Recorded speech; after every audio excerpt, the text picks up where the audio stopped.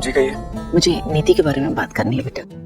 बेटा तू उसे कुछ समझाता क्यों नहीं? आई थिंक आप दोनों से ज्यादा बेटर समझा सकते। नीति को लगता है कि पार्वती उसकी सबसे अच्छी सहेली है, पक्की सहेली। देख मैंने उनकी दोस्ती से ना कोई दिक्कत नहीं है, लेकिन तू पार्वती या किसी और के लिए तो माँ की इंसल्ट करे तुझे अच्छा लगेगा क्या?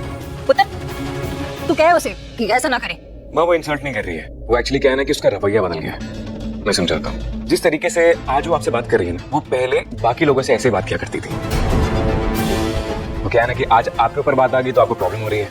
पहले आप उसके फेवरेट थे, आज पार्वती उसकी फेवरेट है। इतनी सी बात है। और एक और बहुत इंपॉर्टेंट बात ना, पार्वती कोई और नहीं बल्कि मेरी परी है।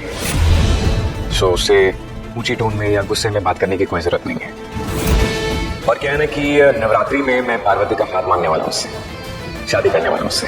वो शादी करूंगा तो गृह प्रवेश होगा, तो आप लोग गृह प्रवेश की तैयारियां कीजिए। मैं चलता हूँ। संजू पार्वती से शादी करने परिणीति के आने वाले एपिसोड में भाई एक अलग ही ट्विस्ट देखने को मिल रहा है। यहाँ पर राजीव फंस गया है परी के जाल में। अभी तक तो नीति फंस गई थी। नीति ने सब कुछ सच बता दिया था उसको कि किस तरीके से उसने परी को मारा था, कैसे मर्डर किया था, क्या कुछ किया था। यहाँ पर उसके गले वगैरह भी लग जाती है।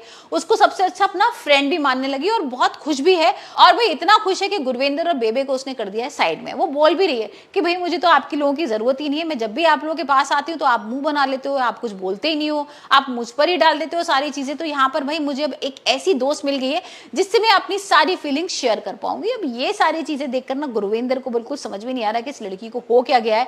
यहाँ पर तो बीच में भाई भगवान से बोल भी रही है कि इसको थोड़ी सी बुद्धि दो आप, कि थोड़ा सा संभले है, नहीं तो ये फंस जाएगी परी की जाल में। और यहाँ उसको ये समझ में नहीं आ रहा है कि पार्वती नहीं परी है। वही हम देख रहे हैं कि गुरविंदर और राजीव को तो ये समझ में आ ही गया है कि ये पार्वती नहीं परी है, क्योंकि जिस तरीके से उसने नीति को बचाया था ना वो देखने लायक था। मतलब अपनी जान पे खेल के भाई परी बचा सकती है, पार्वती तो नहीं बचा सकती।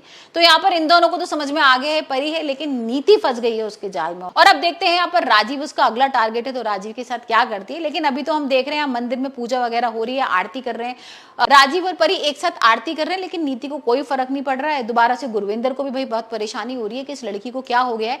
लेकिन यहाँ पर अब परी चलती है गुरविंदर, बेबे और नीति को अलग करने की चाल। अब होता यह है कि चाय वगैरह बनाने की, अब होता यह है कि वो घर आ जाती है पार्वती और यहाँ पर बोलती है कि मुझे चाय पीनी है। और गुरविंदर आंटी आप एक काम करो, मेरे लिए चाय बना के ले। अब गुरविंदर आंटी तो मना कर देती है, कहती है एक काम करो दाई माँ से बनवा लो ना, दाई माँ को पता है कि इस तरीके की चाय तुम पीती हो। और यहाँ पर भाई मैं तो नहीं चाय बनाने वाली।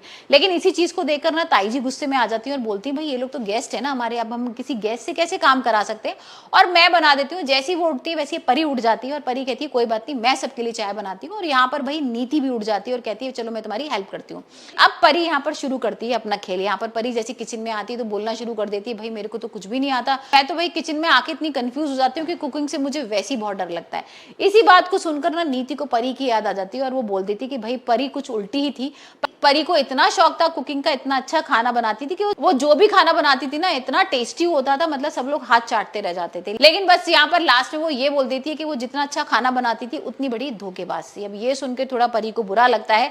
लेकिन अब देखते हैं वो नीति को किस तरीके से यूज करती, क्योंकि यहाँ पर गुरविंदर और नीति के बीच में तो उसने फूट डलवा दी है।